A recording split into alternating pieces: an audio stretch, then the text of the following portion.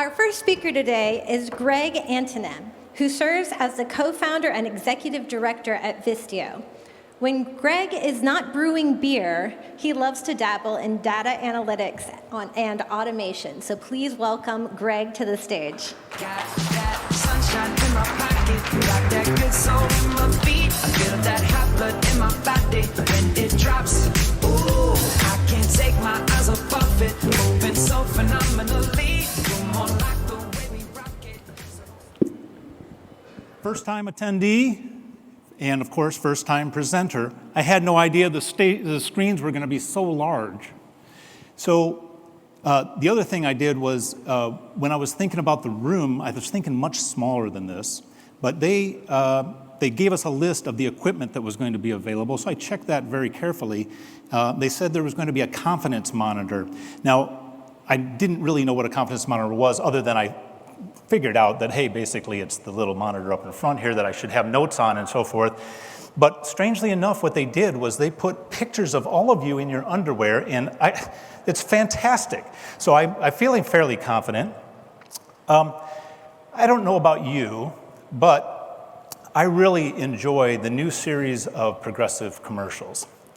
I love the body language. I love the tone of the instructor. I love the comments that he makes.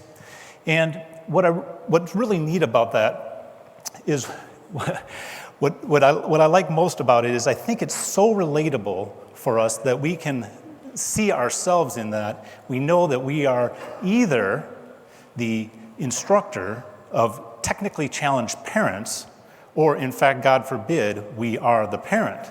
Now, I really like at the end of one of these commercials where he says, and now we're going to open a PDF. So if you printed out directions to get here today, you're in the right place. Alternatively, if you believe that within the next few months or years, we're going to have fully self-driverless vehicles on our open public highways, then you're also in the right place. Welcome to the afternoon Tech Talk. This is Let's Talk Intelligence Augmentation. For the context of this discussion, let's consider the following. Did you realize that in about 1939 that the first driverless vehicle was created for a GM exhibit? And then by 1958, they made it functional. This is interesting because, or it's really important because it tells us that over the last 80 years, we've been dreaming about a driverless vehicle.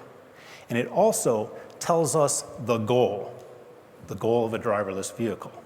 Likewise, if you think about a automated customer care, we've been thinking about automated customer care from the 1930s. The first one was created was actually made available through a solution called a voter, a voice operating demonstrator. This was the precursor to what we call today and what we all know today as the IVR. The IVR was put into production by Bell Labs in the 1960s. What we can do is we can trace most significant advancement in human history back to progress within transportation or communication. But what's really important about that is that the time frame and the path and then the end goal of the driverless vehicle and the contactless call center are notable so that we can determine how we actually get there. So you remember these. Prior to GPS, these were essential tools for us to go on any type of road trip. You had to go down and you had to buy the maps. Once you had the maps for all of the places you were going to go, you had to determine, here's where I'm starting, here's where I need to get to, and then it was up to you to interpret those maps so that you actually knew what was the best course of action to take to get to your destination. Of course, there were limitations of the maps. They certainly couldn't tell you if once you went off course or you got lost, what would happen, like how do you get back, right? And in fact, it started the family squabbles. you need to ask directions. No, I don't. I'm not gonna. I do believe that if GPS had been available, that we certainly would have had many more successful trips and maybe even avoided a few marriage problems. So what we want to take away from this is that with the maps, we also didn't have the ability to see traffic congestion. We didn't see construction zones. We didn't know about weather issues. If you wanted to leave the path and then find your way back, the maps couldn't help you. In fact, you couldn't find Dunkin' Donuts or Starbucks, right? How much further to my destination? How much gas am I going to need? Do I have enough gas? And how long will it take? Right? We had to put all the pieces of the puzzle together. Of course, no one uses maps anymore. Well, I'm sorry, I do know my parents do use maps, but for most of us, we don't use maps because we have GPS. Now, GPS is a fantastic example of intelligence augmentation. Intelligence augmentation is the use of technology and process to enhance human thought or action in a way that makes humans more capable. Kind of the 1 + 1 = 3. Knowing that, with our vision in mind, we start with a process, the map. We add people, the driver. Then we focus on adding technology in ways that augment the human in the completion of tasks. Next, in this way, instead of focusing on technology or just adding tools, it's the intentional act of assisting the driver through intelligence augmentation that results in the best experience possible. Now, in the context of a call center, it's how we actually help the agent to complete their tasks or to create great experiences. So this takes us back to our parallel of transportation and communication, that when we think about those two things together, it's what we do to help people move or communicate up to the end goal of the driverless vehicle or the contactless call center. So think of this. When we first started using technology to augment humans' ability to drive, we had things like the speedometer, we had the turn signal, which I know some of you don't use. We had air conditioning, we made larger engines, we made more efficient engines, all in the goal of creating this safe, comfortable way for the driver to get to the end destination. But when we really wanted to assist the driver, we added things like MapQuest. You remember MapQuest, you got your directions, it gave you turn-by-turn directions, but you had to print them out. You took them to your car. Shortly after that, we got GPS, and the turn-by-turn directions were dynamic. They told you what to do, when to do it. They added weather, they added traffic, they added construction, all of those wonderful things to create a great experience. Right? At the same time, manufacturers were getting involved with intelligence augmentation because they were adding things like lane departure assist, self-parking, dynamic cruise control, all of those things that really help the driver get from point A to B instead of just getting there, right?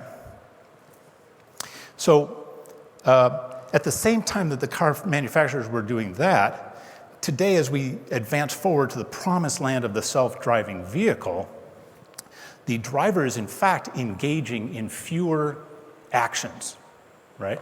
So as the vehicle becomes more automated, the easy, the safe, the routine actions that need to happen in driving are taken over by the vehicle. But the complex, the variable actions are left to the driver, and particularly if the driver wants to create its own experience. Now, when assessing the capabilities of a self-driving vehicle, the manufacturers are measured, and we kind of need to think about how close we are to a driverless vehicle. And so the manufacturers are in fact measured on how many times the safety driver engages per mile. There are actually 6 levels for how they measure this, and the sixth level being the most automated or the most driverless. Today, we are essentially at level 2 plus. So we have a long way to go. Elon Musk just recently said, hey, there's going to be many, many years until we actually have the driverless vehicle.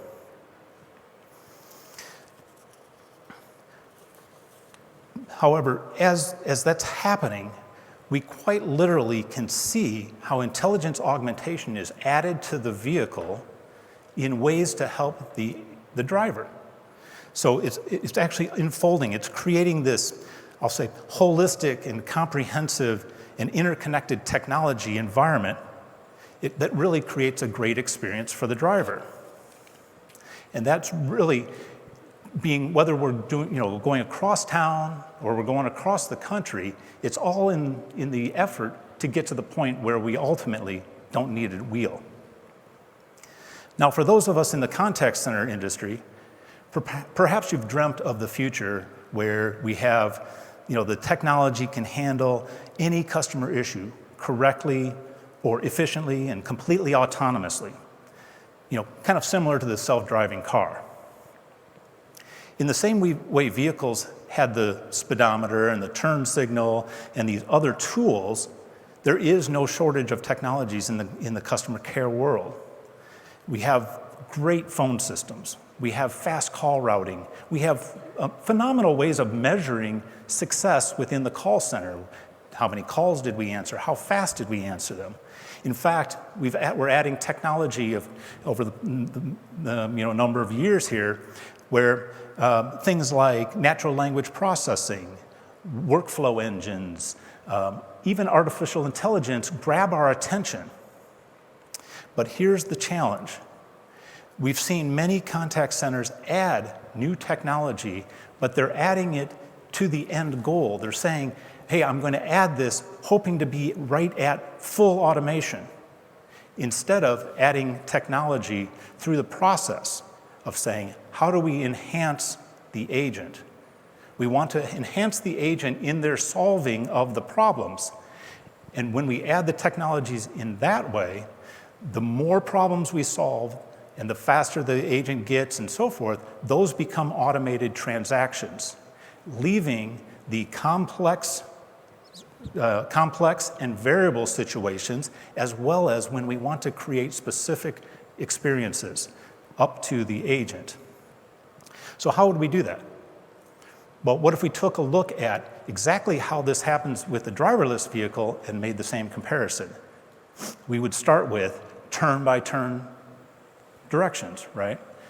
These would need to be automated. They need to be during the phone call. While you're taking the phone call, give me turn-by-turn directions, exactly how I ought to solve this problem for the consumer, right? No fair giving me a document that has a process to it, right? And making me go look it up, knowledge-based articles for those of you who are familiar with that.